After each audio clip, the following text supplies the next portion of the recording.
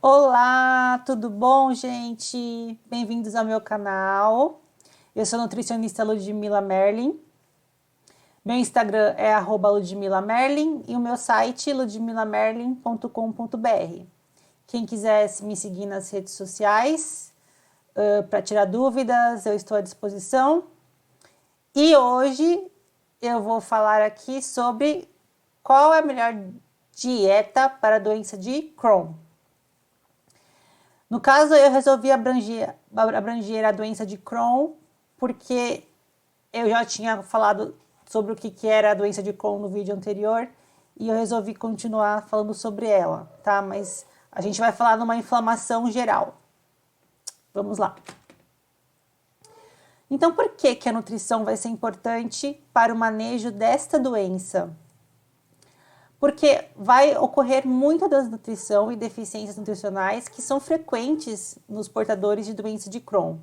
E dependendo do estado de evolução da doença, a maioria dos pacientes, eles impõem certas restrições alimentares que muitas vezes vão acabar agravando ou piorando ou não resolvendo o problema que ele tem.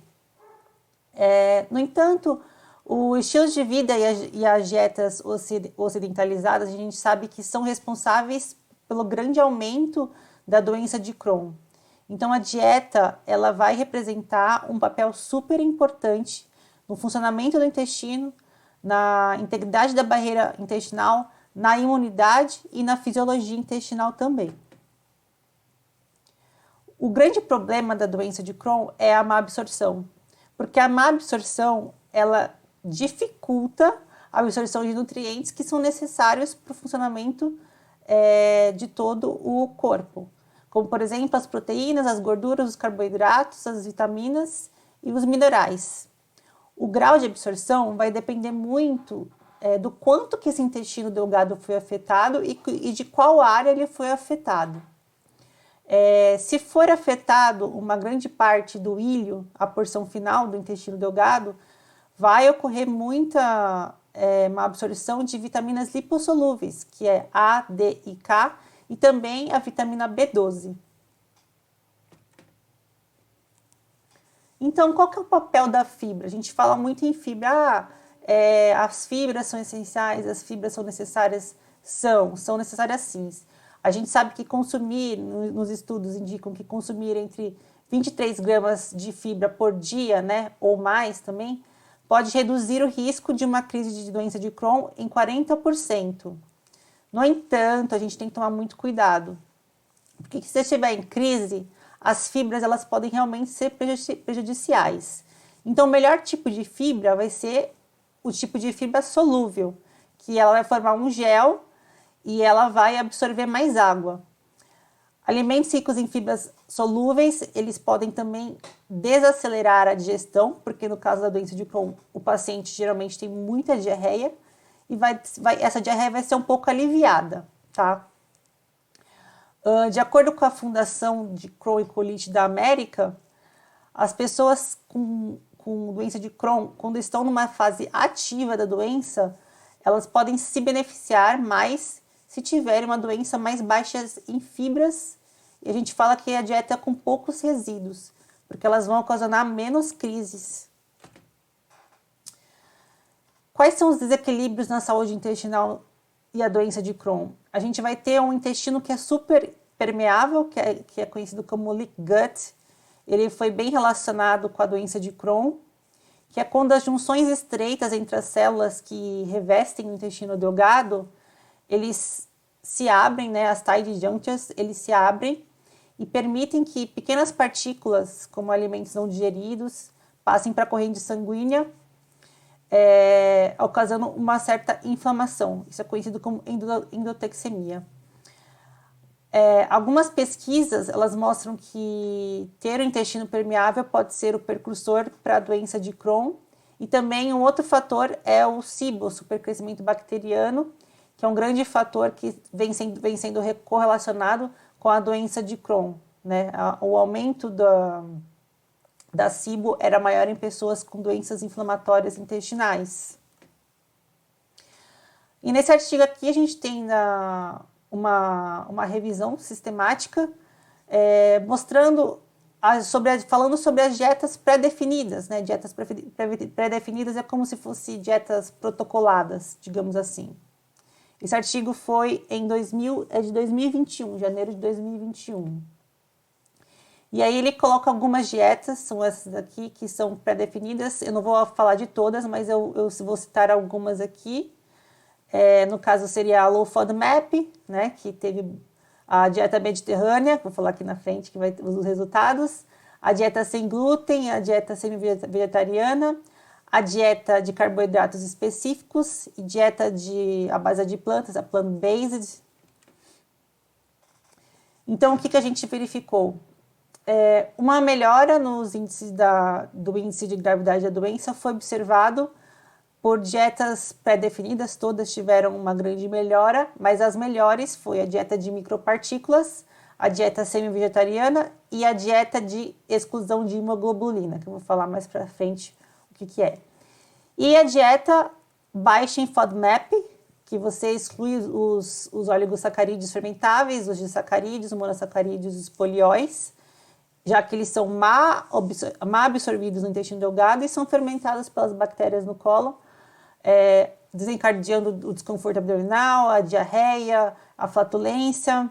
E essa dieta vem sendo muito empregada em pacientes com síndrome do intestino irritável, mas a sua aplicabilidade também vai ser para a doença de Crohn, já que os sintomas são muito semelhantes. Então, a dieta de carboidratos específicos, ela é baseada na hipótese de que pacientes com doenças inflamatórias intestinais têm uma disfunção disacaridases, que essas são as enzimas são necessárias para digerir e absorver os disacarídeos, né, e a amilopectina. Então, portanto, essa dieta ela tem sido bem considerada e tem tido bons resultados para pacientes portadores de doença inflamatória intestinal. A gente tem também a dieta de exclusão de imunoglobulina. É uma estratégia, a gente vai identificar quais alimentos o paciente possa ter um certo grau de intolerância. É como se você tirasse todos os alergênicos e deixasse alimentos que são teoricamente seguros, entre aspas.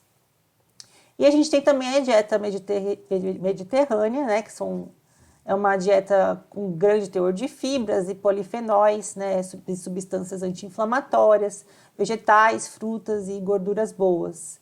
Só que a conclusão do estudo é que a dieta vegetariana, do tipo vegetariana, né, são as intervenções dietéticas mais estudadas e são as mais promissoras em termos benéficos para pacientes com doença de Crohn. Nesse outro estudo, a gente vai analisar a composição da dieta e quais são os impactos das doenças inflamatórias intestinais. Então, aqui a gente pode ver... Deixa eu arrastar aqui. Aqui a gente pode ver que o grupo aqui, que consumiu uma dieta rica em carboidratos e açúcares, teve maior quantidade de cepas do tipo Prevotella e Bacteroidetes. E uma dieta rica em fibras, a gente tem uma grande quantidade de Bifidobacterium. E isso é muito bom, porque as Bifidobacterium são bactérias que vão promover uma microbiota saudável. As fibras e os amidos, eles estão presentes nas frutas e nos vegetais, eles vão servir de substrato, né? No caso seriam prebióticos, e as fibras vão servir de substrato para as bactérias. E isso vai ser muito bom, por quê? Porque vai liberar os ácidos graxos de cadeia curta, e especialmente o butirato, porque o butirato é essencial como um agente anti-inflamatório, ok? Uma dieta rica em gordura e uma dieta rica em açúcar gerou um aumento da protobactéria, e isso está correlacionado com uma deficiência, uma redução na produção de butirato. Então, você mudar a composição da dieta, de uma dieta de origem, de uma de origem vegetal para uma dieta de origem animal, vai alterar todo o metabolismo microbiano, afetando a funcionalidade intestinal e alterando o metabolismo do sulfeto. Então, a gente sabe que uma doença inflamatória intestinal, ela é caracterizada pela diminuição da barreira de muco, que pode ser devido ao aumento da produção de sulfeto pelas bactérias, as quais reduz as ligações de sulfeto na rede de muco, permitindo uma exposição às toxinas, né, e causando inflamação. Então, no caso, o enxofre, ele é convertido em sulfeto de hidrogênio pelas bactérias, e isso é reconhecido como um processo de fermentação. Então, a gente sabe que pacientes com colite ulcerosa parecem produzir mais sulfeto de hidrogênio, né, mais do que o normal, e tem dificuldade de quebrar esse gás.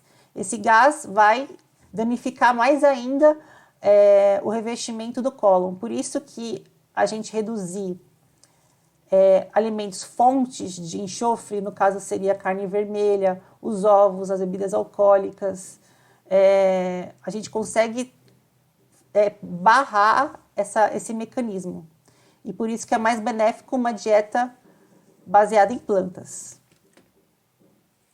Aí você me pergunta, e o ferro? Vai tirar a carne, vai tirar as carnes vermelhas e o ferro?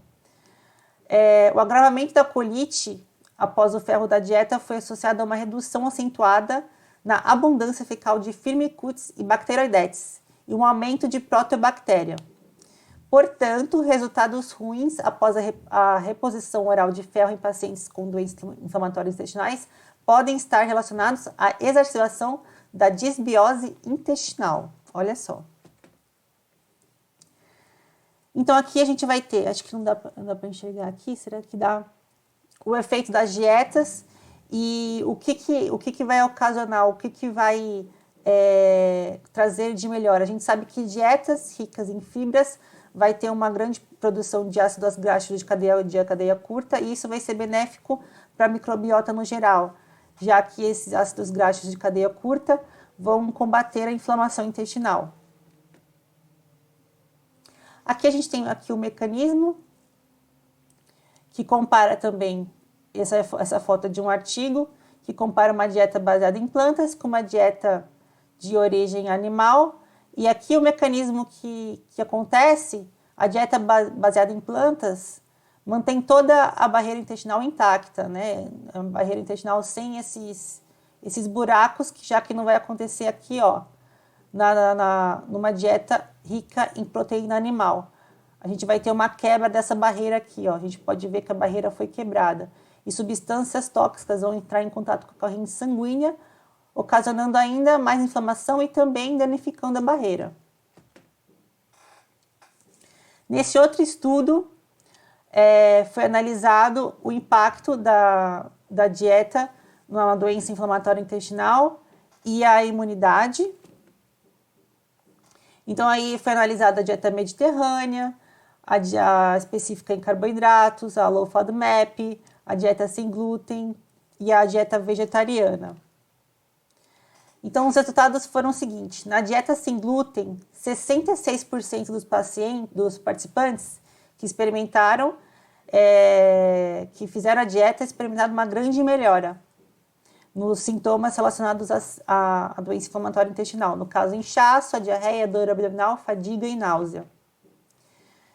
E analisaram também jejum intermitente, que são dietas que você faz um jejum durante algum tempo e você tem períodos que você come e períodos que você não come. Eu vou falar mais um pouquinho sobre jejum intermitente em outro vídeo, ok?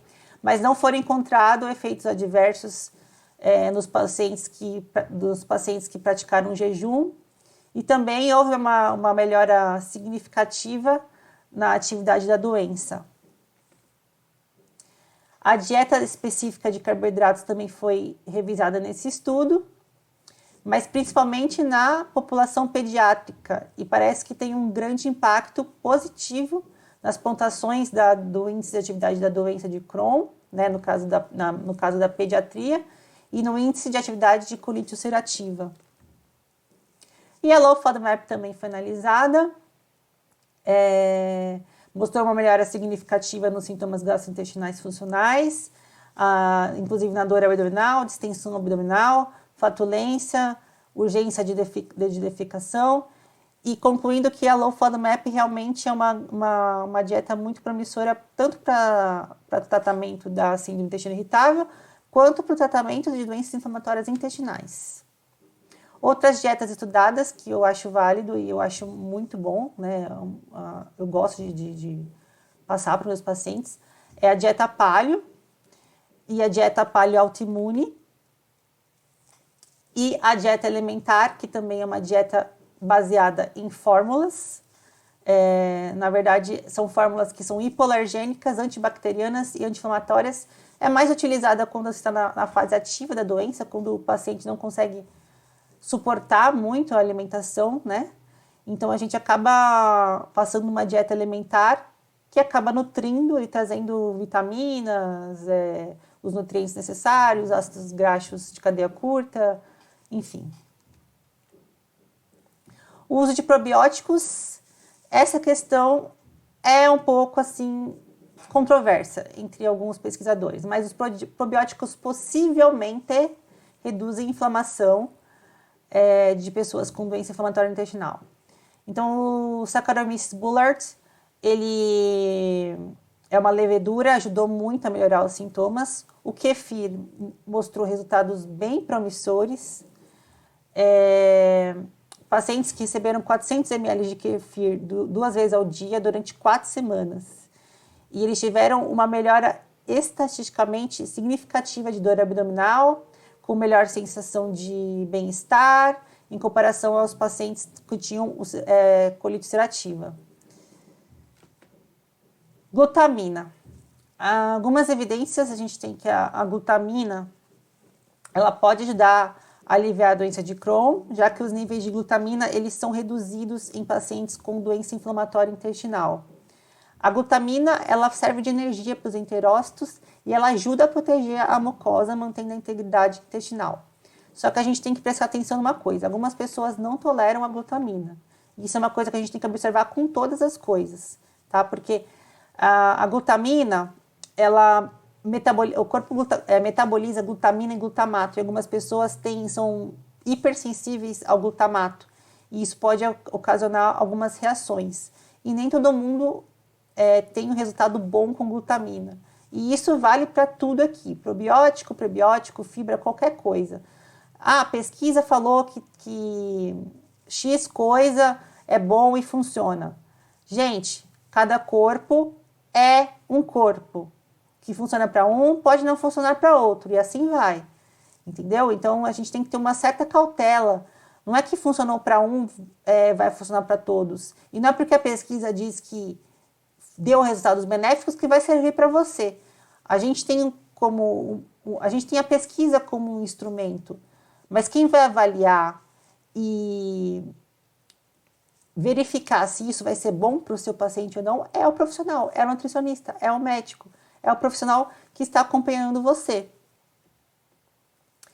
Sobre as vitaminas, a gente sabe que os pacientes com doença de Crohn têm uma queda de vitaminas, principalmente as lipossolúveis. A e a D são vitaminas muito importantes na patogênese da doença inflamatória intestinal. E principalmente a vitamina D, ela tem resultados positivos, ela é capaz de diminuir os índices inflamatórios, como as citocinas pró-inflamatórias, como a interleucina 6, a interleucina 21, o TNF-alfa e o TNF-gama. Então, o que a gente pode utilizar de alimentos funcionais e nutracêuticos? Primeiro, vamos diferenciar. Alimentos funcionais são alimentos frescos ou processados que proporcionam benefício à saúde e têm atividades de prevenção de doenças, né, além do seu valor nutricional básico. E nutracêuticos são alimentos ou suplementos alimentares que fornecem essa substância concentrada, né, são substâncias mais concentradas que têm propriedades medicinais. Alguns que são utilizados, agora vem os nomes difíceis, gente, vamos lá. Coriolus vesicular, Coriolus vesicular, tá, ok. É um cogumelo, ele é cultivado na China e ele tem isso tudo é pesquisa, ok? Teve um grande benefício medicinal para portadores de doença inflamatória intestinal, já que ele possui crestin, lignana e glucana, né, beta-glucana. Tem o Cordyceps militaris. Ele também é outro cogumelo medicinal. Os cogumelos, eles têm essa propriedade de ser de combater a inflamação e o dano epitelial. Tem a romã, que tem o ácido elástico, que tem propriedades antioxidantes e anti-inflamatórias. E o gengibre, que a gente já conhece, que já é bem conhecido. Em estudo, ele melhorou a inflamação do cólon. E ele também acaba atuando aí nessas citocinas pró-inflamatórias. O resveratrol, ele é um polifenol, ele é muito importante, ele é abundante no amendoim, nas frutas vermelhas, nas uvas, tá? De pigmentos mais escuros, né? Mais roxo. Ele é um grande anti-inflamatório. A gente tem também a suplementação com curcumina, só que o problema da curcumina é que ela causa reações em algumas pessoas também, pode irritar, e tem que ser uma curcumina boa, né? De uma farmácia de manipulação boa. Algumas pessoas têm uma certa dificuldade de gestão da curcumina, mas é uma suplementação válida. Cálcio, principalmente se você está usando o corticoide, né? O ácido fólico, principalmente se você está utilizando medicamentos como a sulfalazina e o metotrexato. Esses medicamentos podem interferir na absorção de ácido fólico. O ferro também, pelo sangramento intestinal, tem que repor. Vitamina B12, que também é super importante. A vitamina D, ela é recomendadíssima para todos os pacientes com doença inflamatória intestinal. As vitaminas A, E e K. Quando você tem os pacientes com doença inflamatória intestinal geralmente têm problemas em absorver gordura, e essas vitaminas também acabam não sendo absorvidas de maneira correta. O zinco, super importante para o sistema imunológico, para manter a integridade intestinal, enfim. E outros, a gente tem essa Browsella serrata, um chá verde, N-acetilglucosamina e ômega 3. Aditivos alimentares, a gente já sabe que já tem que evitar, né? Tem que evitar, porque os aditivos alimentares estão vindo em muitos alimentos, e até nos alimentos que são considerados saudáveis, por exemplo, assim, pão sem glúten, né, cheio de emulsificantes, e isso acaba piorando do que melhorando, fazendo mais mal do que bem, né? Então, o consumo de emulsificantes está associado à patogênese da doença inflamatória intestinal, justamente porque esses emulsificantes acabam reduzindo essa bactéria aqui, a Akkermansia mucinifila, Akkermansia. Eu gosto de falar só Akkermansia. A baixa concentração dessa bactéria, ela acaba indicando uma quantidade de mucofina, então acaba fazendo com que a função da barreira intestinal fique enfraquecida. Então, vamos falar da dieta exclusivamente agora. Eu gosto de começar sempre retirando os que são mais alergênicos, o que a gente deve evitar. É mais fácil falar o que a gente deve evitar do que falar o que a gente pode comer. Mas o que a gente deve evitar? O glúten, principalmente. Glúten, oleaginosas, porque são alimentos... aqui são alimentos possivelmente alergênicos. Glúten, oleaginosas, mostarda, os ovos, o leite, glúten e leite, já falei 1000 vezes, 50% do caminho andado. Peixes, principalmente por conta também dos metais tóxicos, né, grande contaminação, crustáceos, moluscos, soja, sulfato, alimentos ricos em sulfato. quais são os principais elementos desencadeadores das crises, né? Quando você está em crise. Alimentos com fibras insolúveis. Então, quando a gente está numa fase ativa da doença, a gente tem que evitar essas fibras insolúveis que são difíceis de digerir. Lactose, laticínios, os laticínios principalmente, não só por causa da lactose, mas laticínios contêm proteínas que são altamente inflamatórias. Os adoçantes, os tipo polióis, sorbitol, manitol e outros álcools de açúcar. E também os adoçantes artificiais. Como eu já falei aqui, eles acabam trazendo mais inflamação. O açúcar, né, alimentos açucarados, ricos em açúcar. Alimentos ricos em muita gordura. Álcool e cafeína. Café, pelo amor de Deus, exclui isso daí. Isso vai gerar mais diarreia, que já tá. E alimentos apimentados irrita a mucosa intestinal.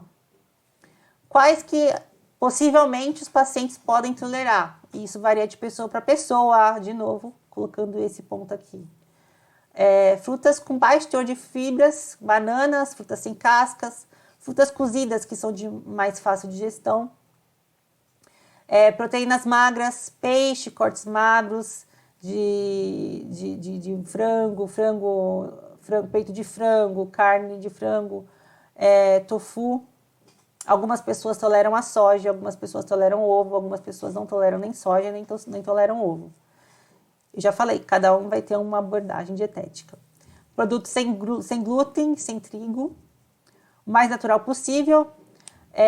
Legumes cozidos, sem sementes, sem pele, não crucíferos.